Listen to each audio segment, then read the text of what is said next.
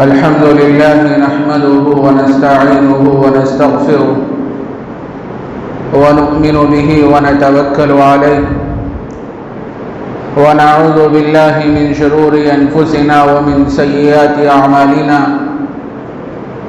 من يهده الله فلا مضل له ومن يضلله فلا هادي له ونشهد أن لا إله إلا الله وحده لا شريك له ونشهد أن سيدنا ونبينا ومولانا محمدا عبده ورسوله صلى الله عليه وعلى آله وأصحابه وبارك وسلم تسليما كثيرا كثيرا أما بعد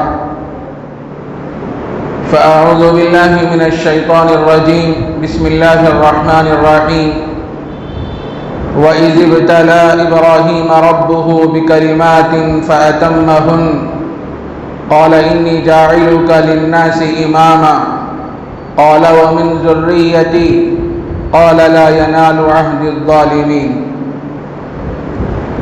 صدق الله العظيم. معزز حاضرین کرام، انبیاء کرام علیہم السلام کے زمرے میں ایک جلیل القدر، عظیم المرتبت اور رفیع المرتبت ایک پیغمبر گزرے ہیں جن کا نام نامی اسم گرامی حضرت ابراہیم خلیل اللہ علی نبینا وعلیہ السلام ہے. آپ کی پوری زندگی آزمائشوں سے بھری پڑی ہے. اللہ تعالیٰ نے آپ کو مختلف طریقوں سے آزمایا اور آپ ہر امتحان میں کامیاب ثابت ہوئے. قرآن مجید میں اللہ تبارک و تعالیٰ نے یہ بات ارشاد فرمائی وَإِذِ ابْتَلَى إِبْرَاهِيمَ رَبُّهُ بِكَلِمَاتٍ فَأَتَمَّهُنَّ کہ ہم نے ابراہیم کو چند کلمات کے ذریعے سے آزمایا. تو ابراہیم علیہ السلام ہر آزمائش میں کامیاب ثابت ہوئے اور ثابت قدمی کے ساتھ جمے رہے، آنے والی مصیبتوں کا سامنا کرتے رہے اور یہ سمجھتے رہے کہ مصیبتیں بھی اللہ ہی کی طرف سے آتی ہیں اور خوشحالیاں بھی اللہ ہی کی طرف سے آتی ہیں. مخالف ماحول بھی اللہ ہی کی طرف سے آتا ہے، موافق ماحول بھی اللہ ہی کی طرف سے آتا ہے. تو جو آدمی اطاعت گزار ہوتا ہے، متقی ہوتا ہے، فرمانبردار ہوتا ہے، آخرت کی پیشی گری سے احساس ہوتا ہے کہ ایک دن مجھے جانا ہے، ملاقات کرنا ہے اللہ رب العزت سے، میدان محشر کا مجھے سامنا کرنا ہے. اللہ رب العزت اس وقت مجھ سے پوچھیں گے. تو جو آدمی کو یہ چیزیں مستحضر ہوتی ہیں، ہر آنے والے حالات کو آدمی خندہ پیشانی سے جھیلتا ہے، صبر کا مظاہرہ کرتا ہے، شکوے شکایتیں نہیں کرتا، واویلا نہیں کرتا، ہنگامہ نہیں کرتا اور اپنے جو چیز حق ہوتی ہے اس پر جمع ہوا رہتا ہے. تو حضرت ابراہیم علیہ السلام پر مختلف طریقے سے آزمائشیں آتی رہیں اور آپ کو ستایا گیا، طرح طرح کی آپ کو تکلیفیں دی گئیں، لیکن حضرت ابراہیم علیہ السلام ہر امتحان میں کامیاب ثابت ہوئے. اور اللہ تعالیٰ کا یہ اصول اور ضابطہ ہے، جو کوئی بندہ اللہ کی محبت کا دعوے دار ہوتا ہے اور اپنے دل میں اللہ کی محبت کو بساتا ہے، جماتا ہے اور بٹھاتا ہے، اللہ تبارک و تعالیٰ اس بندے کو مختلف طریقوں سے آزماتے ہیں. احسب الناس ان یترکوا ان یقولوا آمنا وهم لا یفتنون کیا لوگ یہ گمان کرتے ہیں کہ صرف ایمان لانے کی وجہ سے ان کو آزمایا نہیں جائے گا؟ جب آدمی ایمان لایا، دائرے اسلام میں داخل ہوا، تو سمجھو کہ آزمائشوں کی بھٹی میں اسے جھونکا جائے گا، مختلف طریقوں سے اس کا امتحان لیا جائے گا اور اللہ تبارک و تعالیٰ دیکھنا چاہتے ہیں کہ ان امتحان میں کامیاب ثابت ہوتا ہے کہ نہیں ہوتا ہے. جو بندہ متقی ہوتا ہے، اطاعت گزار ہوتا ہے، ہر آنے والی مصیبتوں کو برداشت کرتا ہے، اور اس کے دل میں یہ چیز مستحضر ہوتی ہے کہ لانے والی جو مصیبتیں ہیں وہ اللہ ہی کی ذات ہے، اور مصیبتوں کو ختم کرنے والی ذات بھی اللہ ہی کی ہے، اور خوشحالی لانے والی بھی اللہ کی ذات ہے، اور موافق ماحول کو پیدا کرنے والی بھی اللہ کی ذات ہے۔ جب آدمی کے اندر یہ عقیدہ مستحضر ہوتا ہے، اپنے دل میں یہ چیز مضبوط کرتا ہے، ہر آنے والے حالات کا جم کر وہ مقابلہ کرتا ہے۔ میرے عزیز دوستوں، بزرگوں، حضرت ابراہیم علیہ السلام کی زندگی سے ہمیں سب سے بڑا سبق یہ لینا چاہیے کہ حالات کچھ بھی آ جائیں لیکن آدمی صبر و ہمت کے ساتھ جمے رہے۔ میرے عزیز دوستوں، بزرگوں، کیسے کیسے آزمائشیں حضرت ابراہیم علیہ السلام پر آئی، اور آپ ہر امتحان میں کامیاب ثابت ہوئے۔ لکھا ہے کتابوں میں کہ ابھی آپ پیدا ہی نہیں ہوئے تھے، آپ کی آزمائشوں کا سلسلہ شروع ہوا۔ اس زمانے میں ایک بادشاہ تھا، بڑا ظالم و جابر بادشاہ۔ اس نے ایک مرتبہ آسمان کی طرف اپنی نگاہیں اٹھا کے دیکھا، اپنے چہرے کو اٹھا کے دیکھا تو آسمان پہ ایک ستارہ چمک رہا تھا، بڑا جاذب نظر اور خوشنما تھا۔ وہ دیکھا تو اس نے ایک نجومی کو بلایا اور بلا کے پوچھا کہ آج میں ایک عجیب و غریب ستارے کو آسمان پہ دیکھ رہا ہوں، بڑا جاذب نظر ہے، بڑا خوشنما ہے۔ وہ نجومی دیکھ کے کہنے لگا کہ بادشاہ، ایسا معلوم ہوتا ہے کہ ان قریب آپ کی سلطنت کا زوال شروع ہونے والا ہے، آپ کی سلطنت ختم ہو جانے والی ہے، یہ اس بات کی طرف اشارہ ہے۔ اور اس نے یہ بھی کہا نجومی، دیکھو ایک بچہ ایسا پیدا ہونے والا ہے آپ کی سلطنت میں جو آپ کی سلطنت کو ختم کر کے رکھ دے گا، آپ کی سلطنت کے زوال کا وہ سبب بن جائے گا۔ جو ہی وہ بادشاہ سنا تو حیران ہو گیا، تھرا گیا، کانپ گیا، اور اس نے سارے ہی لوگوں میں اعلان کر دیا، اس وقت جتنے بچے پیدا ہوئے ہیں سب بچوں کو قتل کر دیا جائے۔ لکھا ہے کتابوں میں ایسے حالات میں حضرت ابراہیم علیہ السلام اپنی ماں کے پیٹ میں تشریف لاتے ہیں۔ بادشاہ کا اعلان ہوا کہ سارے بچوں کو قتل کر دیا جائے اور بچیوں کو چھوڑ دیا جائے۔ ایسے حالات میں حضرت ابراہیم علیہ السلام اپنی ماں کے پیٹ میں تشریف لاتے ہیں۔ ماں نے جب سنا کہ بادشاہ نے ایسا اعلان کر دیا ہے، بڑی پریشان ہو گئی، حیران ہو گئی، کیا کیا جائے؟ ولادت کا مرحلہ قریب ہے، جب بادشاہ کو معلوم ہو جائے گا تو بادشاہ اس بچے کو قتل کر کے رکھ دے گا۔ ماں بڑی سوچتی رہی، لیکن اللہ تبارک و تعالیٰ نے اس ماں کے دل میں یہ بات ڈالی۔ جب ولادت کا مرحلہ قریب آیا تو وہ اپنے علاقے سے دور نکلی اور ایک جنگل میں پہنچی، اور جنگل میں ایک غار تھا، اسی غار میں حضرت ابراہیم علیہ السلام کی ولادت باسعادت ہوئی۔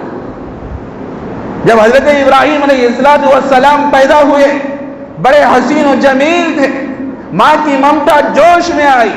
یہ جنگل و بیابان، یا کوئی آدمی نہیں ہے، کوئی چلنے والا نہیں ہے، کوئی آدمی دکھائی نہیں دیتا، کوئی گھر نہیں ہے، کیسے اس بچے کو رکھا جائے اس غار میں؟ سوچتی رہی۔ حضرت ابراہیم علیہ السلام کے چہرے انور کو دیکھتی تو ماں کی ممتا جوش مارتی، لیکن ان کو یہ خدشہ تھا، یہ خوف لاحق تھا، اگر اس بچے کو میں اپنے علاقے میں لے کے جاؤں گی اور بادشاہ کو معلوم ہو جائے گا تو بادشاہ اس بچے کو قتل کر کے رکھ دے گا۔ ماں اپنی ممتا سے مجبور ہو کر اپنے لخت جگر حضرت ابراہیم علیہ السلام کو اسی غار میں چھوڑ کر اپنے گھر کو آتی ہے۔ جب بھی دیکھنا ہوتا ہے فوراً جاتی ہیں غار کے پاس، جا کے حضرت ابراہیم علیہ السلام کو دیکھ کے آتی ہیں۔ لیکن میرے بھائی، وہ شیرخوار بچہ جو ابھی ابھی پیدا ہوا ہے، اس بچے کو دودھ کا بھی تقاضا ہوتا ہے، کیسے کیا جائے؟ ماں تو اپنے گھر کو چلی گئی اور بچہ رونے لگا، چیخنے اور چلانے لگا۔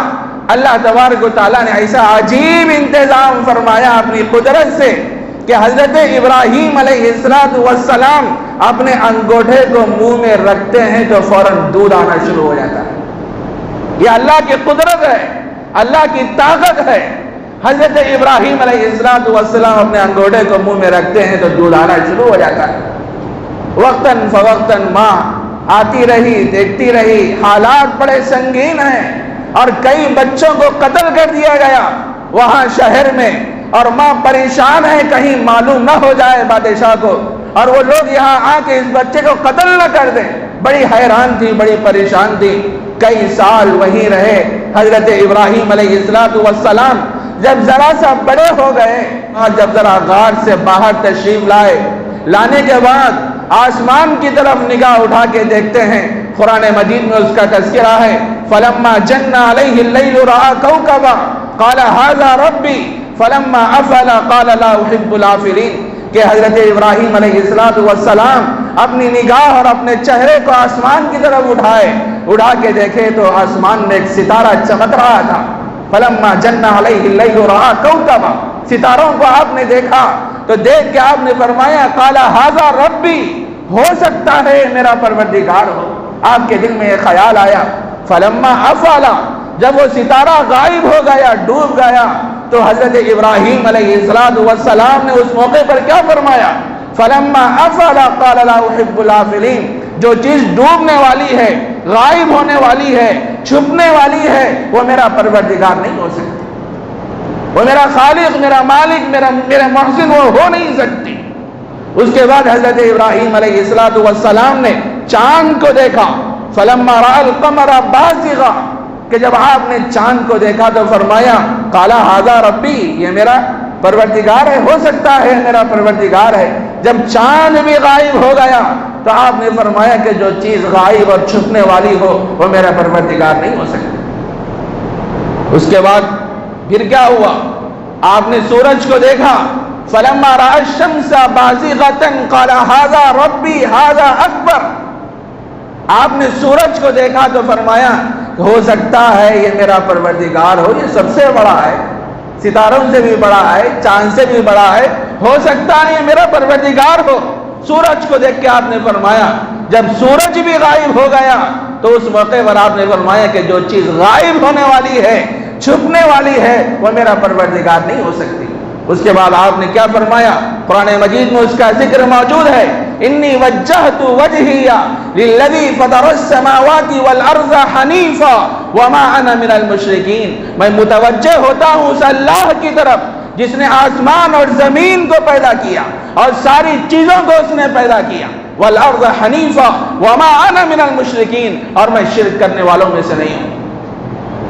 یہ شرک بہت بڑا گناہ ہے، آدمی کے دل میں یہ عقیدہ مضبوط ہو جانا چاہیے، یہ کائنات کا جو نظام چل رہا ہے یہ اللہ کے کرنے سے چل رہا ہے، اللہ کے پاس سب کچھ ہے، اسی کے کرنے سے یہ کائنات کا نظام چل رہا ہے، وہ تنہا ہے، قل هو اللہ احد اللہ الصمد لم یلد ولم یولد ولم یکن لہ کفوا احد، وہ زبردست غلبے والا، قوت والا، طاقت والا، وہ جو چاہے کر سکتا ہے، فعال لما یرید، ان اللہ علی کل شیء قدیر، ہر چیز پر اللہ تبارک و تعالیٰ قدرت رکھنے والے ہیں۔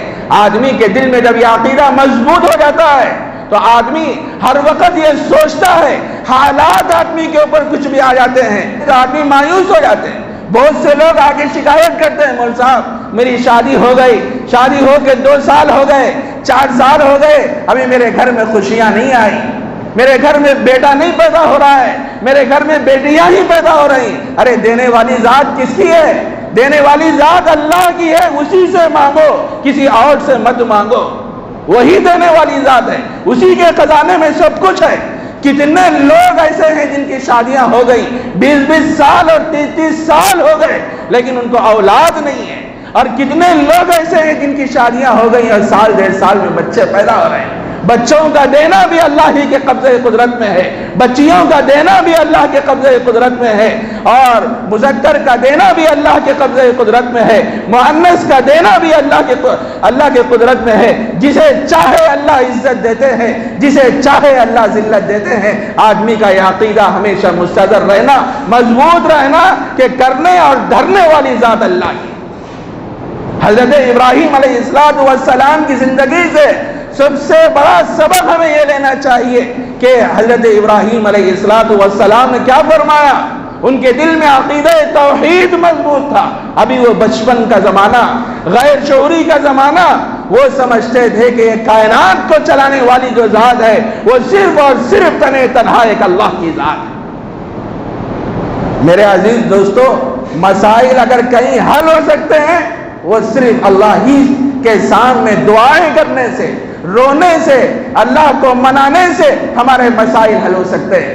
ہم لوگ مسائل کو حل کرنے کے لیے کہاں جاتے ہیں، کس کا سہارا لیتے ہیں، تعویذ اور گنڈوں کا سہارا لیتے ہیں، اور کہاں جاتے ہیں، سجدے کرتے ہیں. اللہ کے بندو، شرک کر رہے ہو، شرک کر رہے ہو. کوئی دینے والی ذات نہیں ہے، دینے والی ذات اللہ کی ہے، اللہ کی، اسی سے مانگو. تو میں عرض کر رہا تھا کہ جب وہ سورج غائب ہو گیا تو آپ نے فرمایا کہ جو چیز ڈوبنے والی ہے، وہ چھپنے والی ہے، وہ میرا پروردگار نہیں ہو سکتی. میں تو اس اللہ کی عبادت کرتا ہوں جس نے آسمان اور زمین کو پیدا کیا. ایک مدت تک آپ وہیں رہے، کچھ بڑے ہو گئے، چلنے پھرنے کے قابل ہو گئے، تو اس کے بعد اب اپنے علاقے کو آئے. آنے کے بعد اپنے والد کو دیکھتے ہیں. ان کے والد کا یہ حال تھا، وہ بتوں کو بناتے تھے، تراشتے تھے اور بازار میں لے جا کے اس کو فروخت کیا کرتے تھے.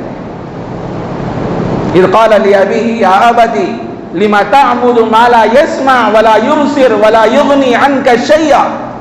حضرت ابراہیم علیہ السلام جب آئے اور آ کے اپنے ابا جان کو دیکھے، اذ قال لأبيه يا أبا، کہ وہ بتوں کو بنا کے تراش کے بازاروں میں لے جا کے فروخت کرتے ہیں، تو انہوں نے اپنے ابا جان سے کیا فرمایا؟ یا ابت لم تعبد ما لا يسمع ولا يبصر.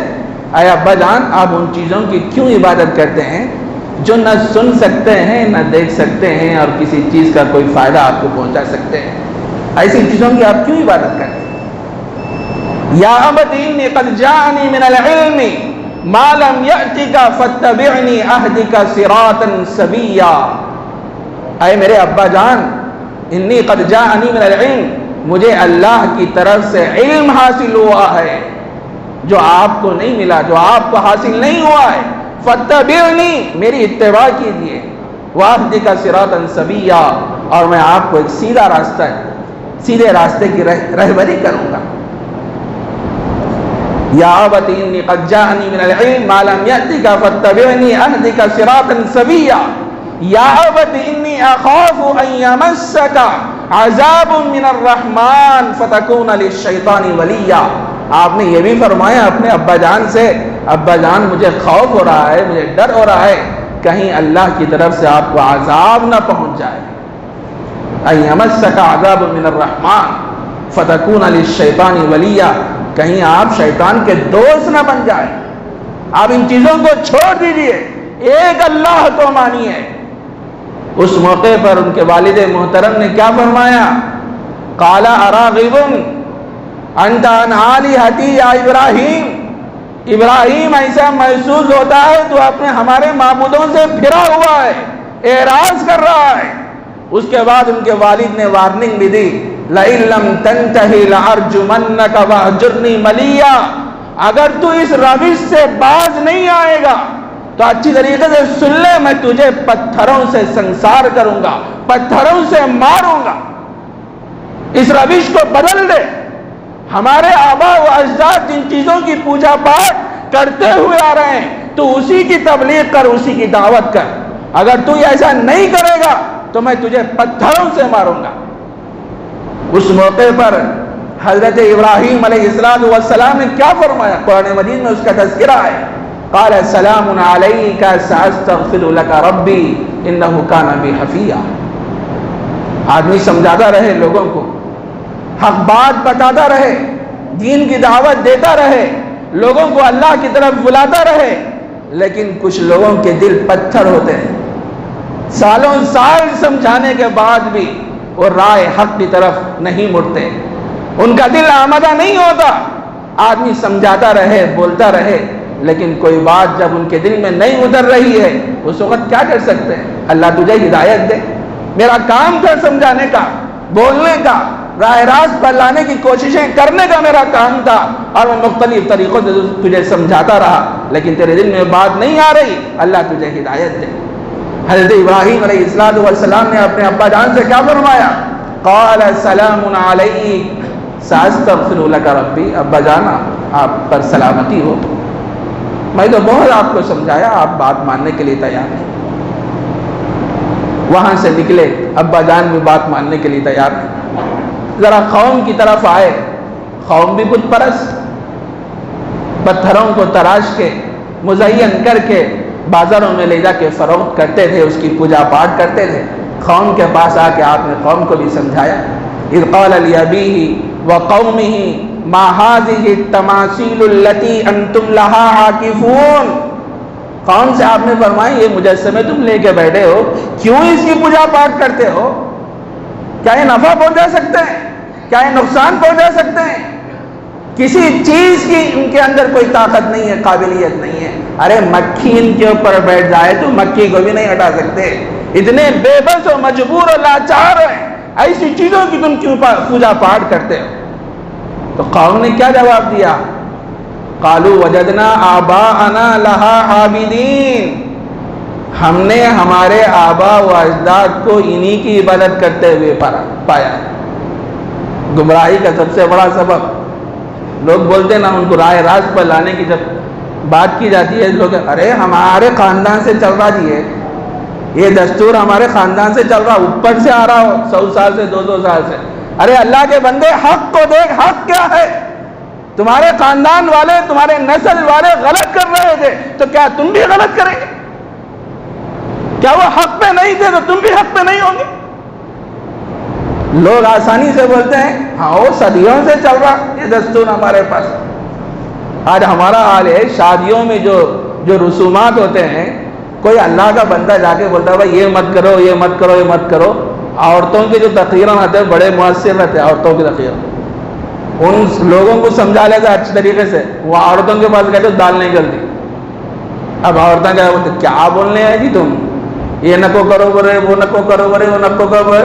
ہمارے خاندان سے چلتا ہوا آ رہا ہے، جو دلہن ہے اس کے ساتھ ایسا کرنا، دولہا ہے اس کے ساتھ ایسا کرنا، ایک زمانے سے چلتا ہوا آ رہا ہے۔ یہ نئے نئے باتیں کہاں سے لے کے آ رہے تم؟ کیا وہ لوگ غلط کر رہے تھے تو کیا تم بھی غلط کرو گے؟ تو قوم نے کیا جواب دیا؟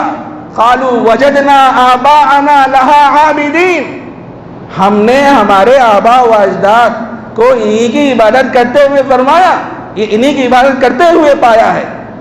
اس موقع پر حضرت ابراہیم علیہ السلام نے کیا فرمایا؟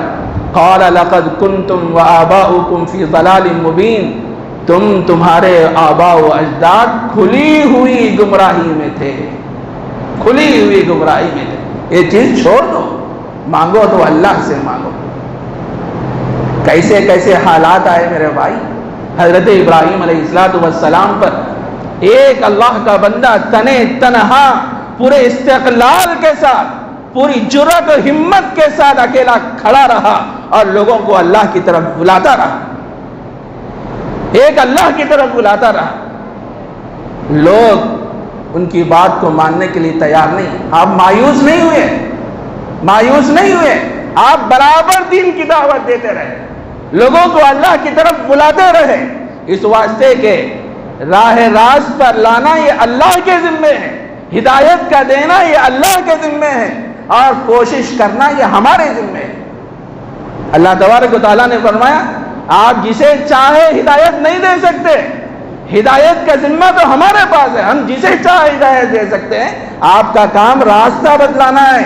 اس راستے پر چلو گے تو صراط مستقیم پہ جاؤ گے، اس راستے پر چلو گے تو جہنم میں جاؤ گے۔ ہمارا کام تو سمجھانا ہے، بتلانا ہے۔ لوگ کیا ہے، سیدھے راستے کی طرف ہم نشاندہی کرتے ہیں تو لوگ سیدھے راستے کی طرف آنے کی کوشش نہیں کرتے، بلکہ کیا بولتے ہمارے آبا و اجداد سے چلتا ہوا آ رہا ہے، وہی جہنم کے راستے کی طرف جانا چاہتے ہیں۔ تو قوم نے جواب دیا کہ ہم انہی کی عبادت کرتے ہوئے ہم نے ہمارے آبا و اجداد کو پایا ہے۔ تو ابراہیم علیہ السلام نے فرمایا کہ تم بھی اور تمہارے آبا و اجداد کھلی ہوئی گمراہی میں۔ حضرت ابراہیم علیہ السلام کہ دل میں خیال آیا کہ والد بھی بات نہیں مان رہے، قوم بھی بات نہیں مان رہے، لیکن آپ فرض منصبی سے باز نہیں آئے، شکستہ دل نہیں ہوئے، لیکن برابر آپ دین کی دعوت دیتے رہے، دین کی دعوت دیتے رہے۔ ایک موقع وہ بھی آیا میرے بھائی، اس زمانے میں ہوتا ایسا تھا کہ ایک سالانہ میلہ ہوا کرتا تھا، اس میں سارے لوگ سال میں ایک مرتبہ اس میلے میں شریک ہوا کرتے تھے، وہاں جا کے کھیل کود اور تفریح وہاں کیا کرتے تھے۔ جب وہ میلے کا دن قریب آیا تو قوم کے لوگوں نے حضرت ابراہیم علیہ السلام سے کہا کہ ابراہیم، ہمارے میلے کا دن قریب آیا ہے، خوشی منانے کا دن قریب آ گیا ہے، تم ہمارے ساتھ چلو۔ اس موقع پر حضرت ابراہیم علیہ السلام نے کیا فرمایا؟ انی سقیم، میں بیمار ہوں، میں آ نہیں سکتا۔ وہ سارے لوگ چلے گئے۔ جانے کے بعد وہ واقعہ تو آپ جانتے ہیں، بڑا مشہور واقعہ ہے۔ حضرت ابراہیم علیہ السلام وہاں بت خانے میں گئے اور سارے چیزوں کو وہاں توڑ دیے، بڑے بت کے گردن پر کلہاڑی لٹکا دیے، اور اس کے بعد وہ سارے لوگ آنے کے بعد پوچھے یہ حرکت کون کی ہے؟ لوگوں نے کہا وہی ہے جو ہمارے آبا و اجداد کی توہین کرتا ہے، ہو سکتا ہے ابراہیم نے یہ حرکت کیا ہو۔ اس کے بعد ہوا ایسا کہ حضرت ابراہیم علیہ السلام کو دہکتی ہوئی آگ میں ڈالنے کا منصوبہ بنایا گیا کہ قصہ ہی ختم کر دیا جائے۔ روز بروز یہ دین کی دعوت دے رہا ہے، اپنے آبا و اجداد کے خلاف دعوت دے رہا ہے، ایسا کیا جائے کہ اس کا قصہ ہی ختم کر دیا جائے۔ کتابوں میں لکھا ہے 1 مہینے تک قوم کے لوگ لکڑیاں جمع کرتے رہے آگ کو سلگانے اور بھڑکانے کے لیے۔ 1 مہینے تک لکڑیوں کو جمع کیا گیا۔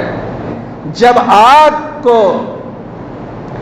کے شعلے جب بلند ہوئے، اتنے بلند ہوئے کہ وہ شعلے آسمانوں سے بات کرنے لگے، اتنی اونچی وہ آگ۔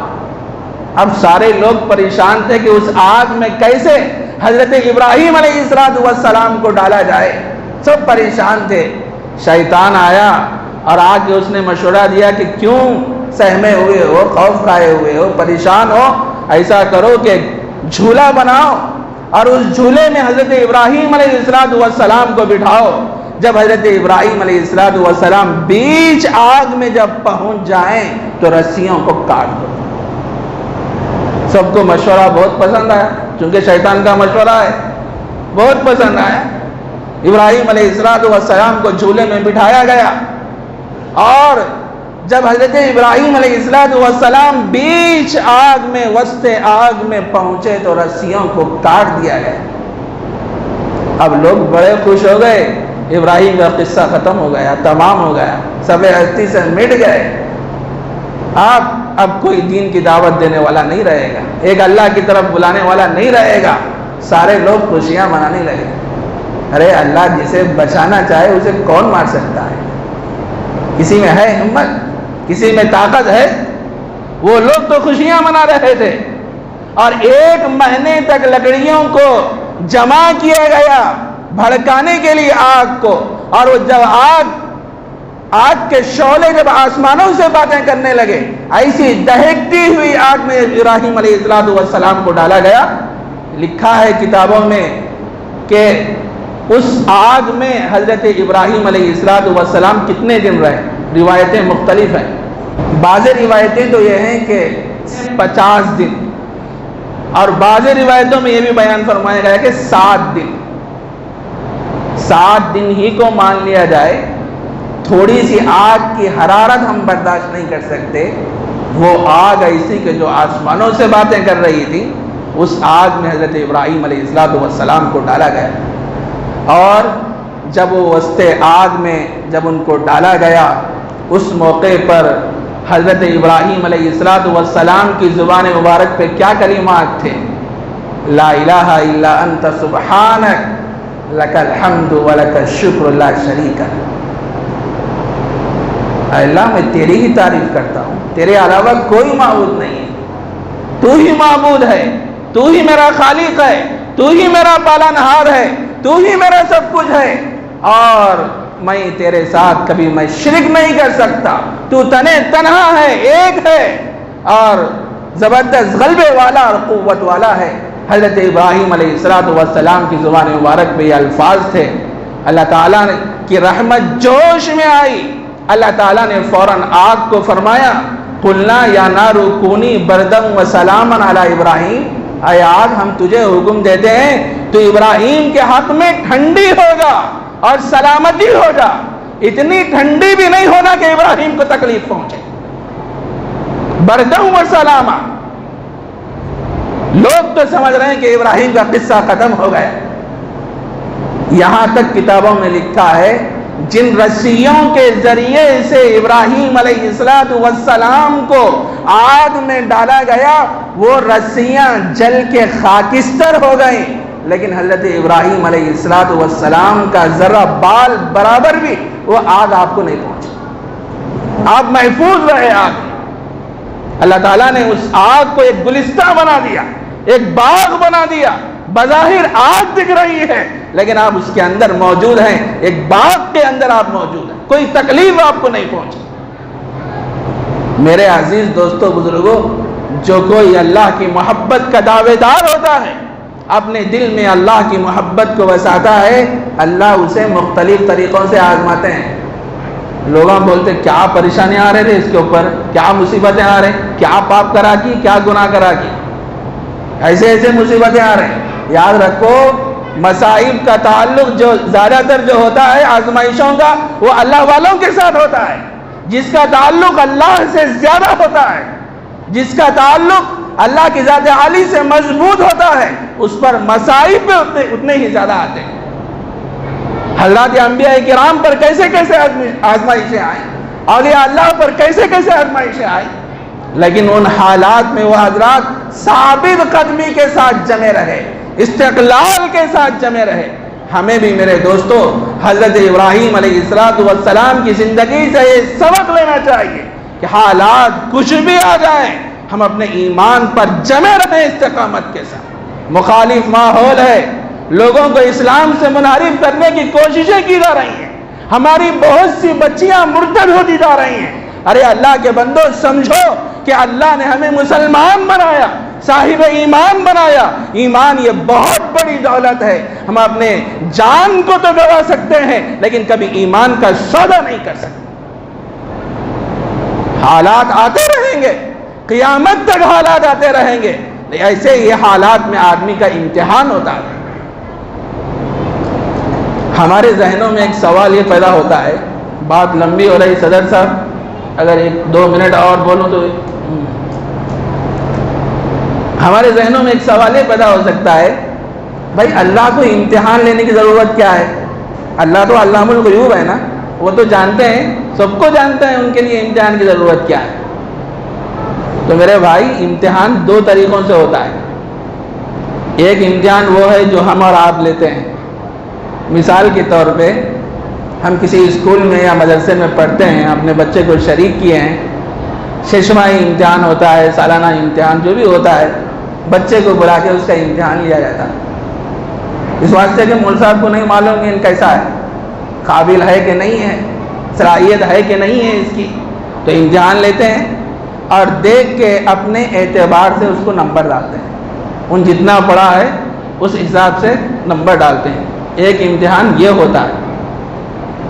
دوسرا امتحان جو ہے جو اللہ تبارک و تعالیٰ لیتے ہیں، وہ امتحان یہ ہے، اللہ تبارک و تعالیٰ تو جانتے ہیں، ہر چیز کو وہ جانتے ہیں، لیکن اس واسطے بندوں کا امتحان لیتے ہیں، ان کی صلاحیت، ان کے کمالات اور ان کی خوبیاں، ان کی استقامت دوسروں پہ واضح کرنا چاہتے ہیں کہ میرا بندہ کیسا ہے، ذرا دیکھو مجھ سے محبت کرنے والا بندہ کیسا ہے، ذرا دیکھو۔ حالات اس کے اوپر آئے، آنے کے بعد وہ ثابت قدمی کے ساتھ جمع رہا، استقلال کے ساتھ اس پر جمع رہا اور دین کی دعوت دیتا رہا۔ اللہ تبارک و تعالیٰ اس بندے کی خوبیاں، اس بندے کے کمالات، اس بندے کے محاسن دوسروں پہ واضح کرنا چاہتے ہیں۔ تو اللہ تبارک و تعالیٰ جو بندوں سے امتحان لیتے ہیں، امتحان کا یہ انداز ہوتا ہے، یہ مطلب نہیں ہوتا نعوذ باللہ من ذالک کہ اللہ کو نہیں معلوم ہے اس واسطے اللہ تبارک و تعالیٰ امتحان لے، ایسی بات نہیں ہے۔ ایک مثال میں آپ کو سمجھاؤں. ایک بچہ ایسا ہے جو بڑا ذہین ہے اور فتین ہے، اور سارے مدرسے میں اسکول میں لوگ اس بچے کی تعریف کرتے ہیں، بڑا قابل بچہ ہے، مول صاحب بھی جانتے ہیں، عملہ بھی جانتا ہے، سارے محلے کے لوگ جانتے ہیں. ہوتا ایسا ہے مدرسوں میں، جب کچھ مہمان آتے ہیں تو مدرسے میں جو اچھے پڑھنے والے جو بچے ہوتے ہیں ان کو سامنے لاتے ہیں. عام طور پہ ایسے ہی ہوتا ہے مدرسوں میں، ان کو لاتے ہیں. لانے کے بعد اس سے عجیب و غریب سوالات کرتے ہیں، نادر سوالات کرتے ہیں. بیٹا ایسا کرے تو ایسا کیوں، یہ کیوں ہو رہا، یہ کیوں ہو رہا، یہ کیوں ہو رہا، ایسے عجیب و غریب سوالات کرتے ہیں. وہ بچہ ہر سوال پورے اطمینان کے ساتھ دیتا ہے، چونکہ اتنا وہ قابل ہوتا ہے. میرے دوستو، اللہ تبارک و تعالیٰ بھی جانتے ہیں میرا بندہ بڑا مخلص ہے، میری محبت اپنے دل میں بسائے ہوئے ہے، حالات کا وہ مقابلہ کرنے والا ہے، استقلال اور کہ مزاج اپنے اندر رکھنے والا ہے. تو اللہ تبارک و تعالیٰ اس بندے کی خوبیاں دوسروں پہ واضح کرنا چاہتے ہیں. یہ بچہ، یہ آدمی تو ایسا. تو بہرحال وقت بھی زیادہ ہو گیا ہے. انشاءاللہ حضرت ابراہیم علیہ السلام کی جو سیرت کا جو مزید جو حصہ ہے، جو واقعات ہیں، اگر موقع ہوا تو انشاءاللہ آئندہ جمعے کے موقع پر آپ کے سامنے پیش کریں گے. اللہ مجھے بھی عمل کی توفیق عطا فرمائے، آپ حضرات کو بھی. وآخر دعوانا